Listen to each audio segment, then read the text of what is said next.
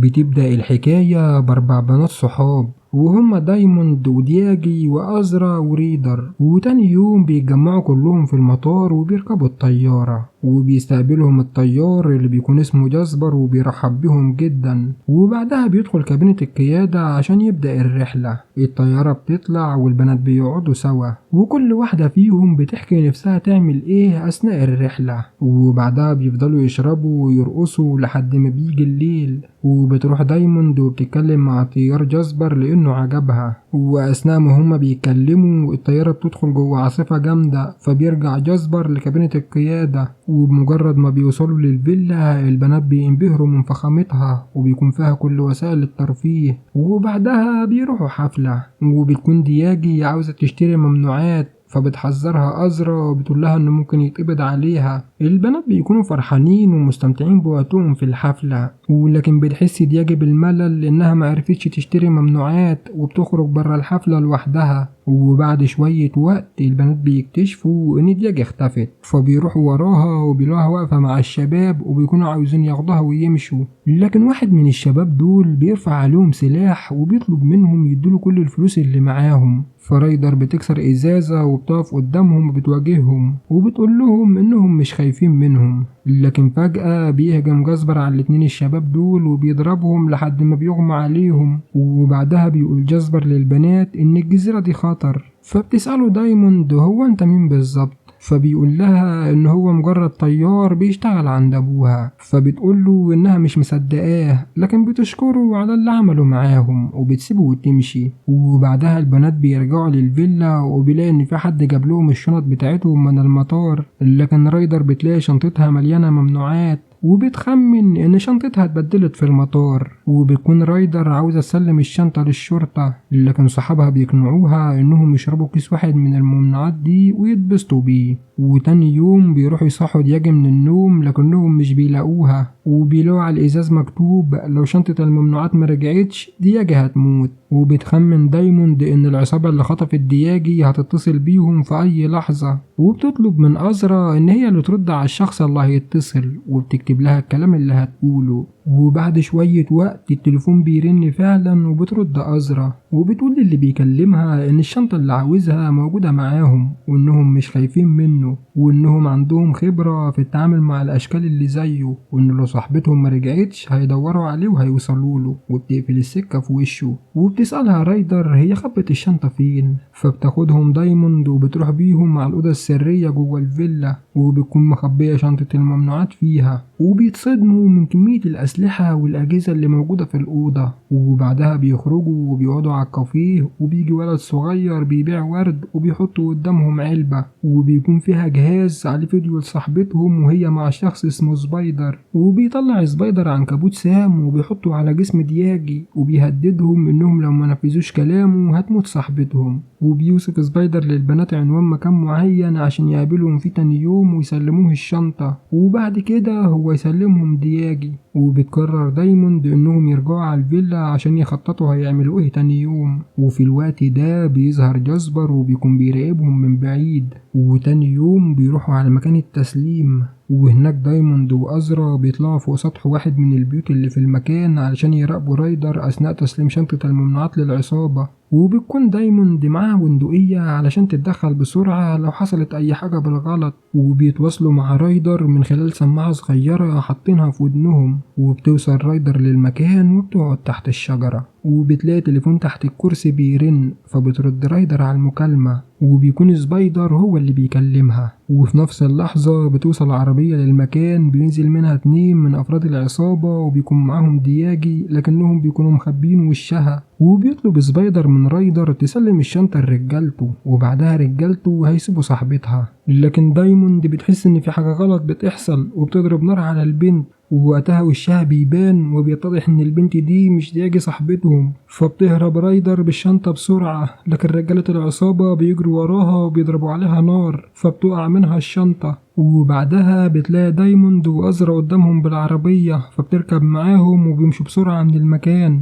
وبيوصلوا للفيلا وبيكونوا محبطين جدا لأن العصابة أخدت منهم الشنطة ومسلمتهمش صاحبتهم، وده معناه إنهم مش هيعرفوا ينقذوها. لكن بتطمنهم دايموند إن الشنطة اللي أخدتها العصابة مفيهاش الممنوعات، وإن الممنوعات لسه موجودة معاهم زي ما هي علشان كانت حاسة بحركة غدر. وأثناء ما هما بيكلموا بيشوفوا مذيعة في نشرة الأخبار بتتكلم عن زعيم عصابة لتجارة الممنوعات اسمه كون، وبتقول المذيعة إنه بيمتلك نادي قتال بيدير من خلاله أعماله المشبوهة، وبتستنتج دايموند إن ده زعيم العصابة اللي خطفت صاحبتهم، وبتقرر إن هي اللي هتخطفه. وبعدها بتروح هي وأزرا ورايدر للغرفة السرية وبيستخدموا الأجهزة اللي فيها وبيجهزوا نفسهم عشان يخطفوا كون زعيم العصابة. وبعدها دايموند بتروح لجاسبر وبتقابله وبتقضي معاه اليوم، وده علشان تتأكد إذا كان ليه علاقة بالعصابة ولا لأ. وتاني يوم بتصحى دايموند من النوم قبل جاسبر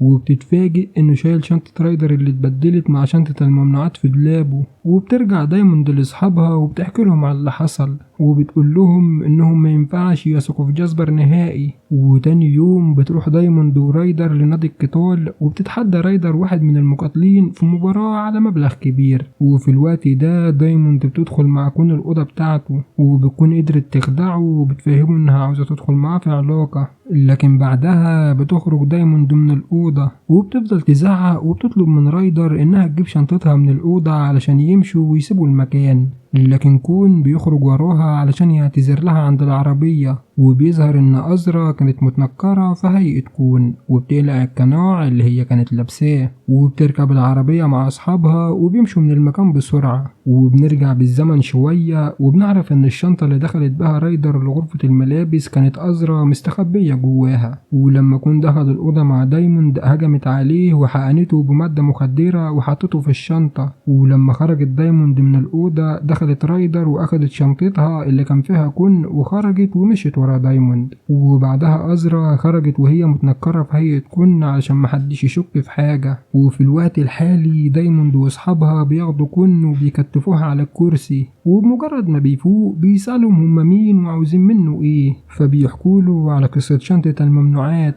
وبيحكوله على اللي حصل بينهم وبين سبايدر المساعد بتاعه. وفي نفس الوقت ده بتهجم مجموعة من أفراد العصابة على الفيلا وبيفضلوا يدوروا على كون لكنهم مش بيلاقوه لأنهم بيكونوا حاطينه في الأوضة السرية. وبتشوفهم دايموند على شاشة المراقبة وبتقول لكون إن الأوضة دي فيها عزل للصوت، يعني لو صرخ بأعلى صوت محدش من رجالته هيسمعه خالص. وفجأة بيوصل جاسبر للفيلا وبيخلص على كل رجالة كون، فبتخرج دايموند وبترفع في وشه السلاح، فبيطلب منها انها تهدى وبيقول لها ان هو بيشتغل في ادارة مكافحة المخدرات وبيوريها الشارة بتاعته علشان تصدق انه ظابط. وبعدها بيديها شنطة رايدر اللي كانت عنده وبيقول لها ان هو عارف قصة شنطة الممنوعات من البداية، وبيعرفها ان العصابة كانت بتستخدم الطيارة بتاعت ابوها لتهريب المخدرات، وده كان بيتم بمعرفة مساعد الطيار اللي اسمه دانج، وان ادارة مكافحة المخدرات كلفته بالقضية دي، فانتحل صفة الطيار واشتغل مع ابوها علشان يقبض على رئيس العصابة. فبتتفاجئ دايموند وبتقوله انها قبضت على كون رئيس العصابة،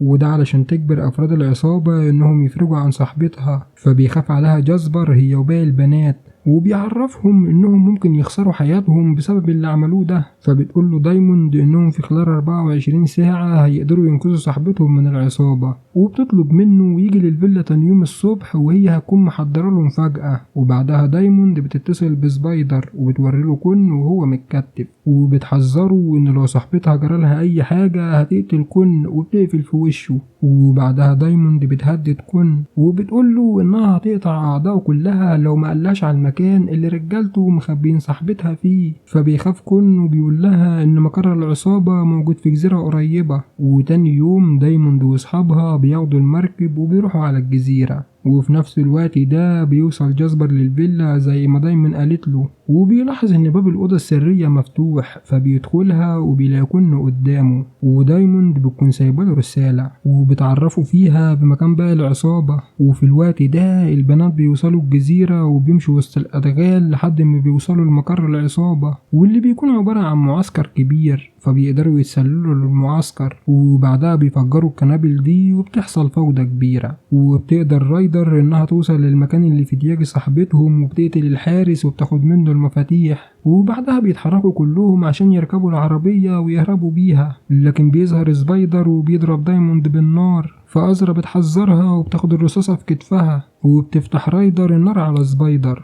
وبتطلب من دايموند إنها تاخد العربية وتهرب هي واللي معاها. وبتركب رايدر الموتوسيكل وبتولع في المعسكر، وبعدها بتروح ورا أصحابها وبيخرجوا كلهم من المعسكر، وبيخرج وراهم سبايدر ورجالته بالعربية، وبتحصل بينهم مطاردة كبيرة لحد ما بيحاصرهم سبايدر ورجالته وبيكونوا على وشك إنهم يقبضوا عليهم. لكن بيجي جاسبر ومعاه قوات الشرطة وبيقبضوا على كل أفراد العصابة. وبعدها البنات بيروحوا يركبوا الطيارة، وبيروح لهم جاسبر وبيحتفلوا كلهم برجوع دياجي ليهم من تاني.